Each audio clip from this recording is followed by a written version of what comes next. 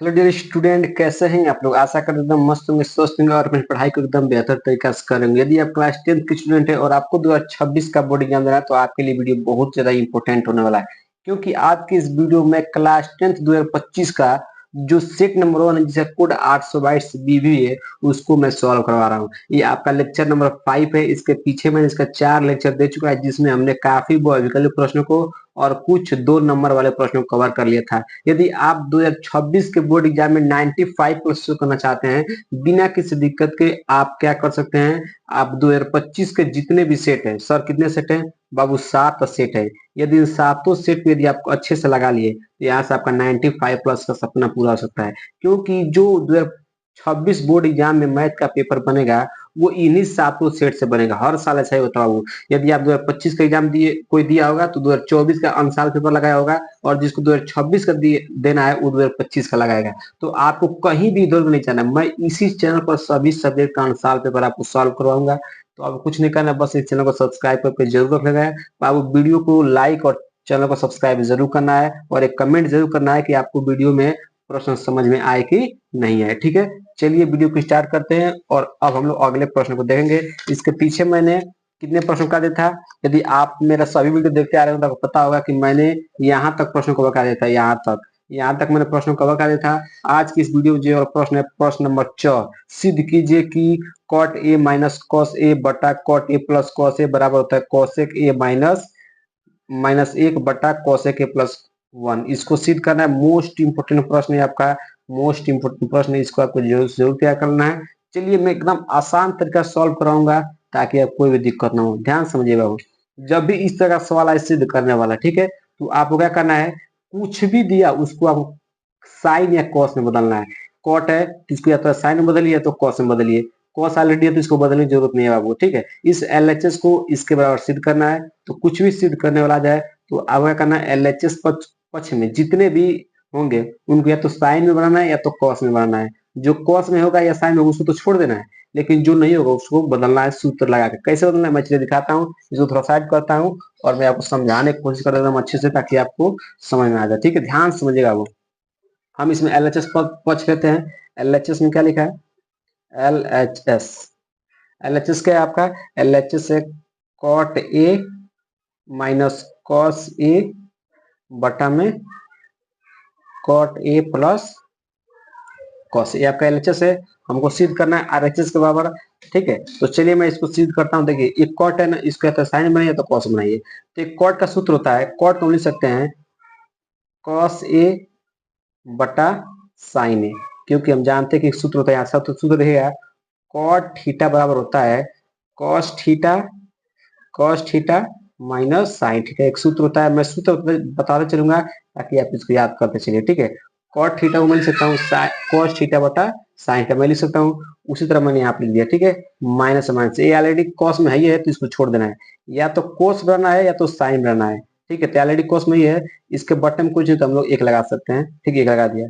फिर ये बड़ा वाला मैंने क्या लगा दिया, बटा चिन्ह लगा दिया। ठीक है, अब हम क्या करेंगे, इस कोड को तोड़ेंगे फिर कॉस और साइन में। तो देखिए कॉस ए बटा साइन ए। ठीक है, कॉस ए बटा साइन ए लिखेंगे। ठीक है, साइन ए माइनस ए ऑलरेडी कॉस है, देखिए यहाँ ऑलरेडी कॉस है तो कॉस ए रन दीजिए। इसके बटन क्या लगा लेंगे हम लोग, एक लगा लेंगे। ठीक है, अब यहाँ इसको क्या करेंगे, इसको एलसीएम लेकर सॉल्व करेंगे, और एलसीएम लेकर सॉल्व करेंगे तो इसका एलसीएम कितना आएगा, एलसीएम आएगा साइन, कितना आएगा साइन, तो इसको लिखिएगा साइन ए। ठीक है, अब नीचे से नीचे क्या करेंगे, भाग करेंगे तो साइन साइन कट जाएगा एक बार में, एक का गुणा कॉस एक में कराएंगे तो कॉस ए माइनस 1 से साइन कटेगा साइन ए बार में। ठीक है, और साइन ए का गुणा कॉस ए में कराएंगे तो होगा sign A into cos A, हो जाएगा, बिल्कुल हो जाएगा। अब उसी तरह बड़ा वाला बट्टा लगा दीजिए। फिर इसका एलसीएम लीजिए तो एलसीएम लेंगे, इसका भी एलसीएम कितना आएगा, साइन आएगा। क्या आएगा, साइन ए आएगा।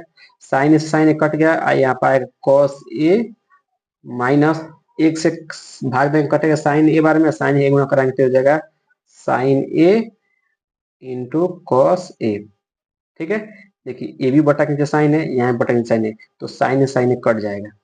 ठीक है, अब यहाँ पे क्या क्या बचा उसको लिख लीजिए। ऊपर बचा है cos A minus sign A into cos A बटा फिर क्या बचा है कॉस ए माइनस, सॉरी ऊपर यहाँ प्लस चल रहा है ना, यहाँ पे नीचे प्लस चल रहा है, यहाँ प्लस होगा, यहाँ भी क्या होगा प्लस होगा, प्रश्न में प्लस दिया है, plus sign A, plus sign A into cos A, ठीक है। यहाँ भी कॉस है, यहाँ भी कॉस है, कॉस ऊपर नीचे कॉमन लीजिए, तो कॉस ए, तो यहाँ पर कब हो जाएगा, यहाँ पर जाएगा 1, क्योंकि कॉस बाहर आ गया, यहाँ पर बचेगा साइन ए, ठीक है।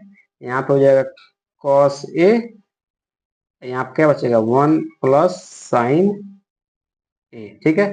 कॉस से कॉस ए कट गया, बिल्कुल कट गया। अब देखिए 1 माइनस साइन ए, 1 माइनस साइन ए, तो इसको हम क्या लिख सकते हैं 1।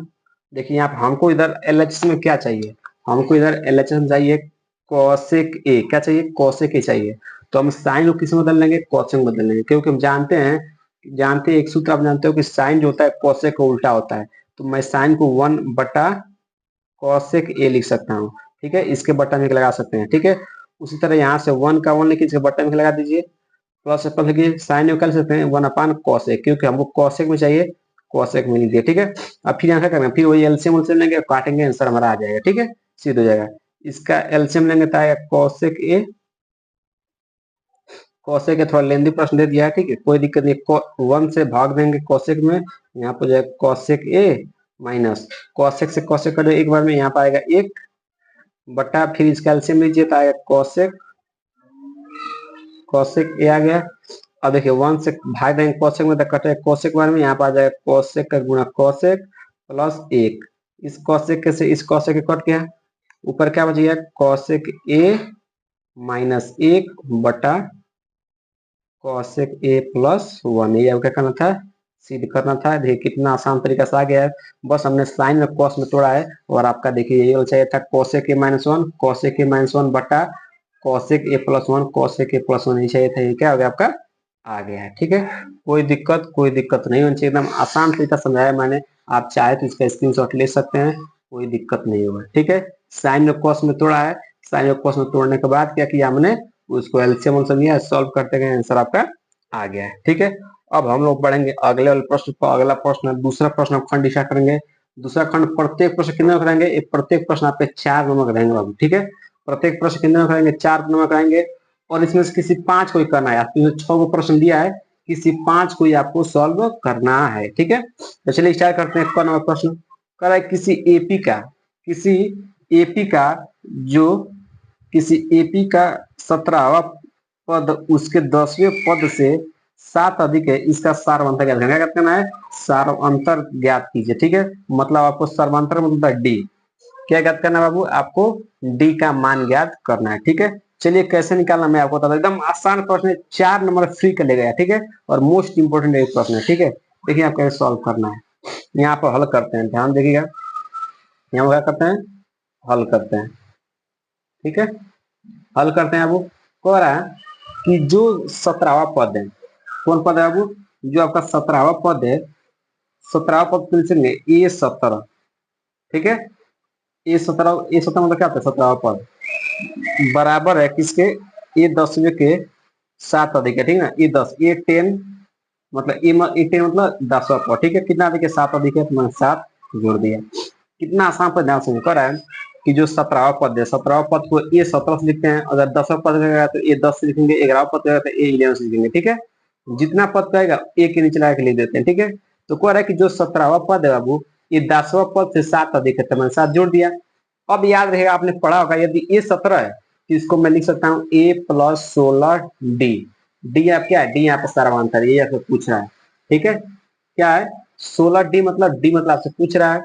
A10 का लिख सकते हैं, ए को लिख सकते हैं A प्लस 9D, यदि यहाँ पर 10 होगा तो 9D, यहाँ पर 11 होगा तो 10D, एक कम करके यहाँ पर लिखना है डी के साथ, ठीक है। प्लस का 7 का प्लस का 7, ए से एक कट जाएगा, कट जाएगा, यहाँ क्या चलेगा 16D, 16D equal to 9D plus 7, अब डी वाले के पास कर लीजिए तो 16D माइनस 9D, ये प्लस जाकर माइनस हो गया इक्वल टू 7, 16 में से 9 जाए 7, डी इक्वल टू 7, 7 से कट गया, डी का मान कितना आ गया, डी का मान आ गया 1, ठीक है। डी का मान कितना गया ए, और ये से क्या करता पूछ रहा था। देखिए 4 नंबर का प्रश्न कितना आसान तरीका से मैंने कराया है, ताकि आपका पूरा फुल नंबर मिल सके। ठीक है, एकदम आसान प्रश्न और इससे आसान नहीं हो सकता है। ठीक है, तो आपको इस प्रश्न को जरूर से जरूर 2-3 बार लगा लेना है। ठीक है, कह रहा है प्रश्न में कि जो 17वां पद है, 17वां पद को मिलते हैं ए 17 से। ठीक है, ये 17 से लिखते हैं बाबू। ठीक है, फिर कह रहा है कि 10वां पद से, मतलब ए 10 से 7 अधिक कितने, मैंने 7 क्या कर दिया, इसमें जोड़ दिया। अब ए 17 का लिख सकते हैं ए प्लस 16 डी, ये आपने पढ़ा होगा। ठीक है, ए 10 को मैं लिख सकता हूँ ए प्लस 9 डी प्लस 10 का प्लस 10, ए से ए कट गया है और बचा 16 डी माइनस इधर हो गया, इधर प्लस का 9 डी है, इधर का माइनस 9 डी हो गया इक्वल टू 7।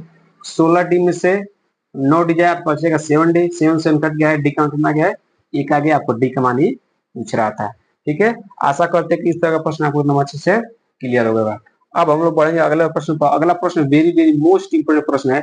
कह रहा है कि समीकरण, जो आपका समीकरण दिया गया है √2x² plus 7x plus 5√2 equal to 0 का मूल ज्ञात कीजिए। मोस्ट इंपोर्टेंट मैं लिख देता हूँ, हर साल एग्जाम में आता है और आपका चैप्टर नंबर 4 का प्रश्न है।